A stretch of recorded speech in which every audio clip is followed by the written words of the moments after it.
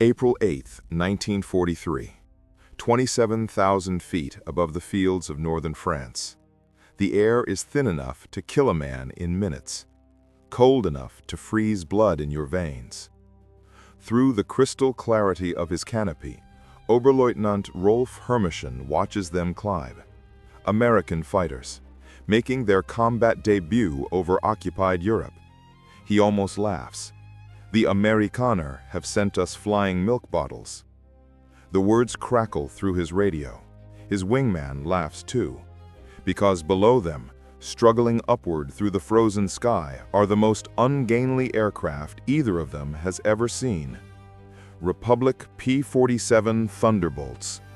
Barrel-shaped, massive, almost comical in their proportions. Hermischen is a veteran, Jagdgeschwader 26. He's faced Spitfires over Britain, Hurricanes over the Channel, Soviet fighters over the Eastern Front. This is something else entirely. The Americans have built fighters that look like flying bathtubs. Wings too small, fuselages too fat, propellers so enormous they seem to belong on a bomber. What Hermischen doesn't know, what none of the German pilots circling like wolves above the French countryside could possibly imagine, is that they are witnessing the arrival of the weapon that will systematically destroy the Luftwaffe's fighter arm. Within 18 months, these flying milk bottles will become instruments of terror. Their 8 machine guns will become the most feared sound in German skies. But on this April morning, all anyone can see is the joke. The mathematics of destruction are already loaded in those wings. 3,400 rounds of ammunition, 8 AN-2 Browning machine guns, a combined rate of fire that could saw a Messerschmitt in half in less than 2 seconds. But mathematics don't matter when you can't catch your enemy. Major Donald Blakesley leads the American formation, former Eagle Squadron, RAF veteran. He transferred from Spitfires just weeks ago. He knows something his men don't yet understand.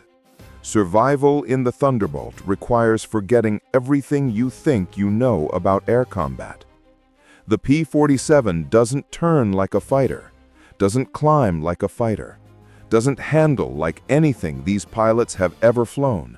It's something new, something unprecedented. And on April 8, 1943, over the fields of France, nobody knows if it will work. The story of the P-47 begins in panic. June 1940. France is falling. The Wehrmacht rolls west. Luftwaffe fighters sweep the skies clear of Allied resistance. In a design studio in Farmingdale, New York, Alexander Kartveli stares at specifications from the U.S. Army Air Corps. They want a high-altitude interceptor, something that can match the Germans. Kartveli is Georgian-born, brilliant, unconventional. What he designs isn't just a fighter, it's a monster. It will be a dinosaur, he tells his team, but it will be a dinosaur with good proportions. The XP-47B prototype shocks everyone who sees it. 9,900 pounds empty, 65% heavier than its predecessor. The massive turbo supercharger system, with its complex ducting running through the rear fuselage, gives it an almost pregnant appearance. Test pilots approaching it for the first time invariably ask the same question: "This thing actually flies?" It does more than fly. At altitude, it flies like nothing else in the world. The Pratt & Whitney R2800 Double Wasp, 18 cylinders, 2,000 horsepower, but it's the turbo supercharger that makes the difference. Fed by exhaust gases, it delivers sea-level performance in the stratosphere, where German fighters gasp for air, where the oxygen is too thin for conventional superchargers, where battles are won or lost before the first shot is fired. Major Hubert Zemke takes command of the 56th Fighter Group in Connecticut. He hates the P-47. Between September 1942 and January 1943, His unit loses 18 pilots, 41 aircraft. The Thunderbolt kills more Americans in training than it will kill Germans in its first months of combat. It ground loops on landing, torque rolls on takeoff, dives with such enthusiasm that pilots discover compressibility, their controls freezing as shock waves form on the wings. But those who master it discover something extraordinary. Lieutenant Robert Johnson, a farm boy from Oklahoma, who will become one of America's top aces, describes his first flight. It was like strapping yourself to a locomotive. The power was unbelievable. You didn't fly it, you aimed it. April and May 1943. The first combat encounters confirm every German prejudice. The P-47s can't turn with the Focke-Wulf 190s, can't climb with the Messerschmitt 109s, can't match their nimble handling at medium altitudes. Luftwaffe pilots develop tactics to exploit these weaknesses. Attack from below, where the heavy Thunderbolts struggle. Force turning fights, where agility matters more than firepower. Hauptmann Joseph Priller commands Jagdgeschwader 26. After his first encounter with the Americans, he reports to headquarters. The new American fighter is meat for the slaughter. It flies like a truck, turns like a freight train, and climbs like a pregnant cow. His pilots call them in the honor, fat targets pretending to be warriors. The statistics confirm German confidence. In their first month of operations, American fighter groups lose 14 Thunderbolts, 3 confirmed German kills. The RAF, observing from their Spitfire squadrons, quietly suggests the Americans might reconsider their choice. British pilots joke that the best evasive maneuver in a P-47 is to unstrap and run around the roomy cockpit. But something strange is happening, something German intelligence fails to notice. The P-47s that are shot down have absorbed incredible punishment before falling. One aircraft returns from a May mission with 21 cannon holes and over 100 machine gun strikes. Damage that would have disintegrated a Messerschmitt or Spitfire. The massive radial engine, lacking vulnerable coolant systems, shrugs off hits that would stop a liquid-cooled fighter. And when the Thunderbolts do get their guns on target, the results are catastrophic. June 26, 1943. Over Forges-les-Eaux, France. This is the day everything changes. Lieutenant Robert Johnson, 61st Fighter Squadron, is flying at the rear of a formation of 48 P-47s. They're returning from escort duty. Tired, low on fuel. The Germans execute a perfect attack. 16 Focke-Wulf 190s from Jagdgeschwader 26, diving from the sun with overwhelming speed advantage. Johnson's Thunderbolt is caught in crossfire. 21 20mm cannon shells explode across his aircraft in the first seconds of combat. The canopy shatters. Hydraulic fluid sprays into the cockpit. The engine cowling tears away. Fire erupts behind the instrument panel. Johnson takes shrapnel to the nose and leg. He tries to bail out. The canopy is jammed. A 20mm shell has exploded in the track, welding it shut. He is trapped in a dying aircraft at 27,000 feet. What happens next defies every assumption about combat damage tolerance. Despite having no forward visibility through the oil-covered windscreen, despite a barely functioning engine that shakes violently, despite controls that respond only intermittently, Johnson manages to level the aircraft and point it toward England. The P-47 continues flying. Then it gets worse. A lone Focke-Wulf 190 discovers the crippled Thunderbolt limping toward the channel at less than 170 miles per hour. The German pilot positions himself behind Johnson's aircraft, opens fire. Johnson, unable to evade, can only huddle behind his armor plate and pray. The Thunderbolt absorbs the entire cannon ammunition load. The German repositions, fires again, machine guns this time, the cannon ammunition exhausted. Still, the Thunderbolt flies. The German pilot pulls alongside, shakes his head in apparent amazement, gives an informal salute, and peels away. Johnson's P-47 lands at Manston with its engine failing on the runway. The crew chief stops counting bullet holes after reaching 200. One cannon shell had exploded inches from Johnson's head. Another detonated against the armor plate behind his seat. The engine had taken direct hits. Control cables were partially severed. 3 of the 4 main longerons, the structural backbone of the fuselage, were shot through. Yet the aircraft had brought him home. The survival of Johnson's aircraft sends shockwaves through both air forces. American engineers studying the wreckage realize they have underestimated their own creation. German intelligence, receiving combat reports, initially refuses to believe it. No aircraft could absorb that much punishment. But testimony from multiple pilots confirms the impossible. The Thunderbolt had taken everything the Luftwaffe's best fighter could deliver, and survived. By July 1943, American pilots are learning. Zemke discovers the secret through brutal trial and error. Don't turn with them. Don't climb with them at low altitude. Use your weight, use your power, use your guns. The Thunderbolt's massive weight, initially seen as a disadvantage, becomes a weapon. In a dive, nothing can catch it. From 30,000 feet, a P-47 can reach 550 miles per hour, faster than any German fighter can achieve even in a vertical dive. This speed can be converted into altitude in a zoom climb that leaves pursuing fighters helplessly behind. Captain Walker Bodmahurin develops what becomes known as the boom and zoom tactic. Instead of engaging in traditional dogfights, P-47 formations climb to 30,000 feet, higher than German fighters can effectively operate. When Luftwaffe fighters appear below, the Thunderbolts roll inverted and dive. At the bottom of these dives, the American heavy machine guns speak. German pilots who survive describe it as facing a wall of lead. The combined firepower creates an impenetrable zone of destruction. Aircraft caught in this convergence pattern don't just fall, they disintegrate. August 17, 1943, the dual raid on Schweinfurt and Regensburg, the deepest penetration into Germany attempted to that date.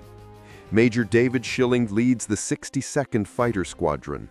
They encounter a formation of Messerschmitt 110 destroyer aircraft, twin-engine German fighters heavily armed with cannon and rockets, positioning to attack B-17s. Schilling's flight of 4 Thunderbolts rolls into their attack dive from 28,000 feet. Unteroffizier Heinrich Roth, a gunner in one of the May 110s, survives. Later, in POW interrogation, he recounts what he saw. The American fighters came down like hammers from heaven. I opened fire at 800 meters. Good hits. I saw them strike the fighter's wing. The P-47 didn't even wobble. Then he fired. The aircraft ahead of us simply came apart. Not shot down, destroyed. Wings separated from fuselage, tail severed, the crew compartment shredded into metal confetti. In 2 seconds, an Me-110 became nothing. 8 Messerschmitt 110s destroyed in less than a minute. Each P-47 carries 425 rounds per gun, 3,400 rounds total, weighing nearly 900 pounds. At convergence distance, typically set at 300 yards, all 8 guns' ballistic paths intersect in a zone roughly 6 feet in diameter. Anything in that zone faces 100 half-inch projectiles per second, each traveling at 2,900 feet per second. Lieutenant Colonel Francis Gabby Grabeski, who will become the top American ace in Europe with 28 victories, describes the effect. When you hit them with all 8, they don't just go down, they explode. I saw a 109 literally cut in half, the tail falling one way, the nose and wings another. The pilot never knew what hit him. By September 1943, the Luftwaffe discovers another horrifying reality.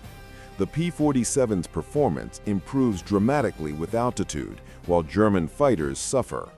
The turbo-supercharged Double Wasp maintains its rated power output up to 30,000 feet. German fighters, relying on mechanical superchargers, see their performance degrade significantly above 25,000 feet. October 8, 1943. Over Bremen. Oberlieutenant Hans Philipp leads Jagdgeschwader 1 against a B-17 formation at 28,000 feet. Philipp is one of Germany's most successful aces, 206 victories. His Focke-Wulf 190A6 is sluggish in the thin air. The BMW 801 engine, powerful at medium altitudes, is gasping for oxygen nearly 6 miles above the Earth. When P-47s of the 56th Fighter Group dive on his formation from 32,000 feet, the German fighters are sitting ducks. Robert Johnson, now an experienced combat pilot, is flying at 31,000 feet when he spots Philipp's distinctive Focke-Wulf. His combat report is clinical. Opened fire at 300 yards, 30-degree deflection. Observed strikes along entire fuselage. Enemy aircraft exploded. No parachute observed. Philipp's death sends shockwaves through the Luftwaffe. If one of their best, a man who had survived over 500 combat missions on both Eastern and Western fronts, couldn't survive against the Thunderbolts, what chance did average pilots have? The German High Command orders an immediate investigation. The report, delivered to Reichsmarschall Hermann Göring in November 1943, is sobering. The Thunderbolt service ceiling exceeds 42,000 feet, higher than any German fighter can reach. Its dive speed approaches the sound barrier. Its armor includes 3/8-inch steel plate behind the pilot, 1/2-inch bulletproof glass windscreen, armored deflection plates around the engine. Most disturbingly, its rugged construction allows it to absorb damage that would destroy 3 conventional fighters and still return home. January 1944. A new variant begins arriving in England, the P-47 D-22, featuring a Hamilton standard hydromatic propeller with paddle blades, 13 feet in diameter, broad chord blades that bite into the air like massive oars. The improvement is immediate and dramatic. Where earlier Thunderbolts climbed at an anemic 2,200 feet per minute at sea level, the paddle blade variants achieved 3,000 feet per minute, matching or exceeding German fighters at most altitudes. Hauptmann Heinz Knoke of Jagdgeschwader 11 encounters the new variants in February 1944 during a bomber interception near Hanover. He writes in his combat diary, "The fat American fighters have learned to climb. We bounced a formation near Hanover, expecting our usual advantage. They turned into us and climbed with us. When we tried to disengage, they followed us up to 30,000 feet. Schmidt was caught and blown apart. Nothing left but smoke and fragments. These are not the same machines we laughed at last year." The paddle blade propeller does more than improve performance. It changes the sound of the Thunderbolt. The distinctive thundering roar created by the blade tips reaching supersonic speeds can be heard from miles away. German ground troops report being able to identify approaching P-47s by sound alone, a deep, threatening rumble. They begin calling it Donnerschlag, thunderclap. By March 1944, P-47s equipped with external fuel tanks can escort bombers deep into Germany. The standard configuration carries 2 108-gallon wing tanks or a 75-gallon belly tank, extending range to over 1,000 miles. With the paddle blade propeller providing improved performance even when loaded, Thunderbolts can fight on equal terms immediately after dropping tanks. The Luftwaffe's response is to concentrate on the bombers, but this requires flying through the P-47 escort screen, an increasingly suicidal proposition. Major Günter Rall, one of Germany's top aces with 275 victories, mostly on the Eastern Front, survives an encounter with P-47s on March 6, 1944, that leaves him badly wounded. He later recalls, "We saw them above us, fat silhouettes against the sun.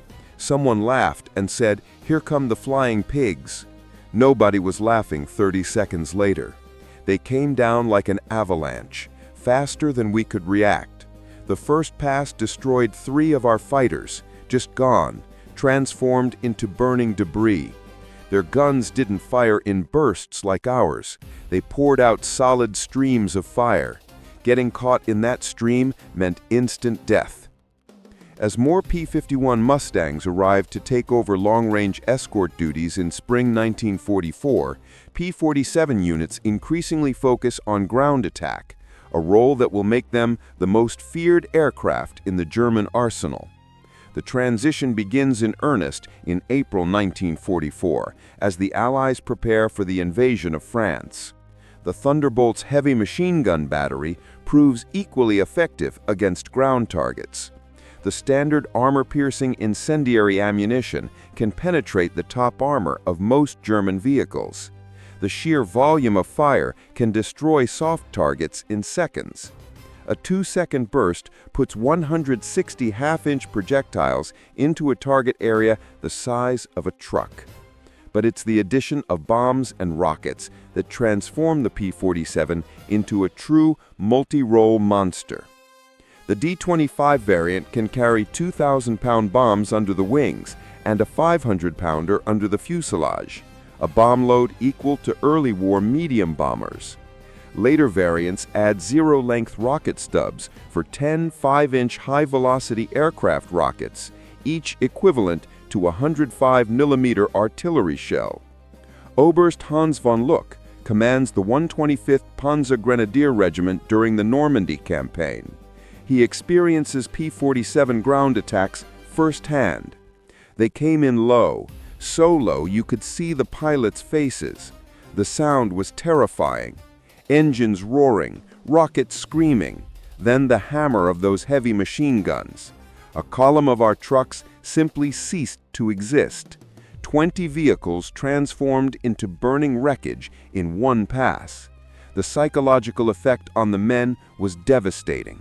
They called them jabos, fighter bombers. But these were something beyond that. They were flying artillery with the accuracy of snipers. June 6, 1944. The Luftwaffe discovers how completely the balance of power has shifted.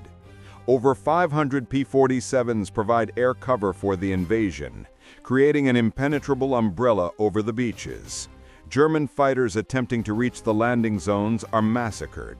Oberleutnant Wolfgang Fischer of Jagdgeschwader II is one of only 3 German pilots to reach the beaches that day. He reports, "The sky belonged to the Americans. Thunderbolts were stacked from sea level to 30,000 feet. We tried to break through at dawn. 12 fighters from our Gruppe.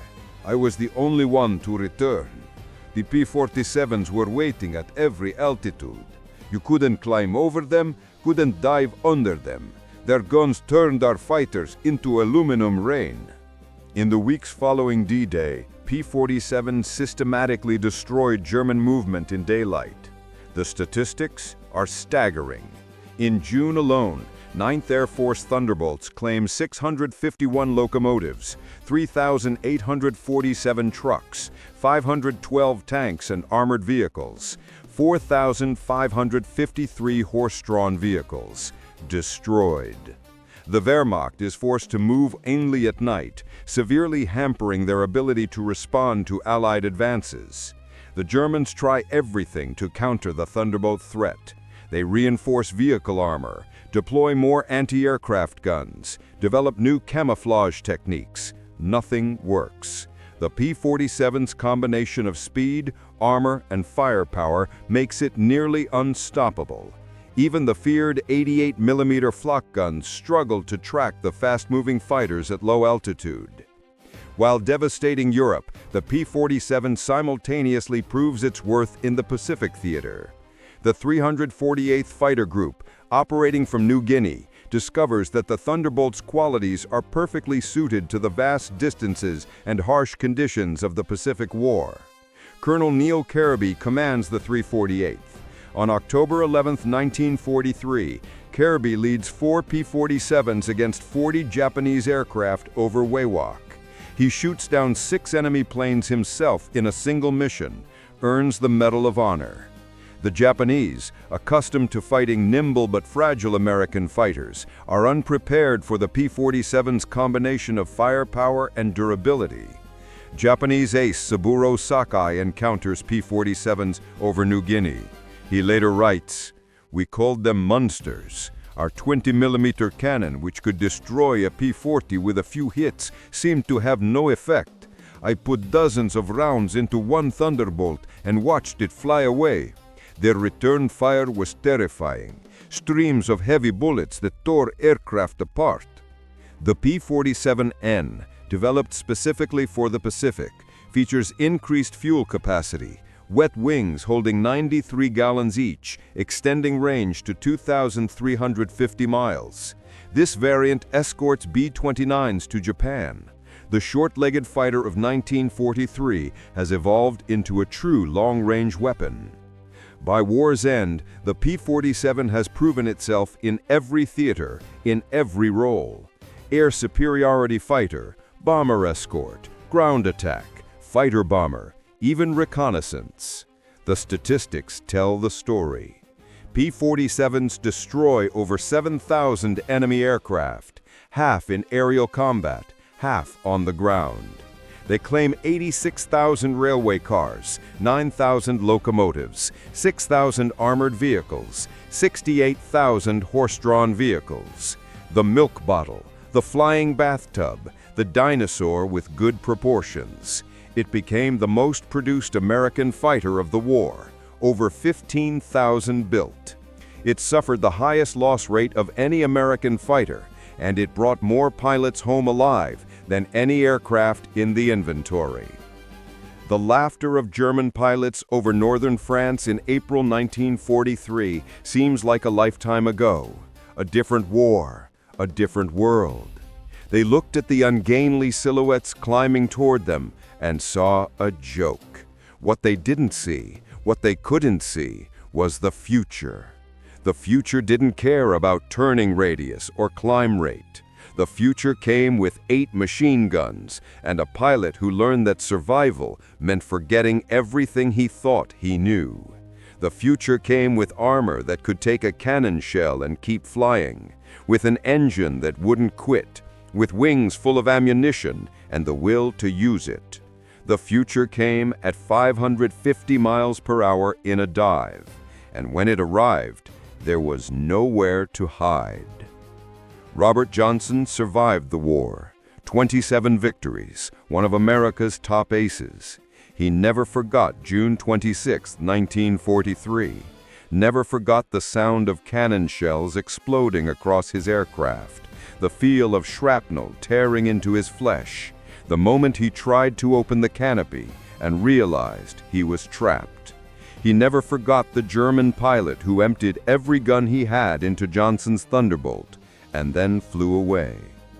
Years later, at a reunion of Thunderbolt pilots, someone asked Johnson what he remembered most about the P-47. He was quiet for a long moment. Then he said, "It brought me home." That's what the Thunderbolt did. Against all odds, against all expectations, against German fighters and Japanese Zeros and its own reputation as a flying milk bottle. It brought them home. The men who flew it, the men who maintained it, the men who believed in it when everyone else laughed. They knew something the world would learn. Sometimes the dinosaur wins. Sometimes the joke becomes the legend. Sometimes the milk bottle becomes the hammer. And sometimes, in the frozen skies above occupied Europe, at the edge of human endurance and the limits of engineering, an ungainly fighter with 8 machine guns changes everything. The Germans stopped laughing. They learned to fear the sound of paddle blades cutting through thin air at 30,000 feet. They learned to dread the sight of thunderbolts diving from the sun. They learned that American engineering, derided as crude, mocked as excessive, had created something unprecedented. Not a fighter in the traditional sense, but a weapon, a tool of systematic destruction, a flying fortress of one. By the time the war ended, the P-47 Thunderbolt had flown over 546,000 combat sorties, more than half of all 8th Air Force missions. It had escorted bombers to Berlin and back, strafed trains across occupied Europe, provided close air support from Normandy to the Rhine. It had turned the Luftwaffe's laughter into silence, and it had done it by refusing to be what anyone expected. If this story moved you, if it made you remember the names time tried to erase, the machines that changed the course of history, and the men who learned to trust an aircraft the world dismissed as a joke, subscribe and help us keep their legacy alive. Because some stories deserve more than laughter. They deserve remembrance.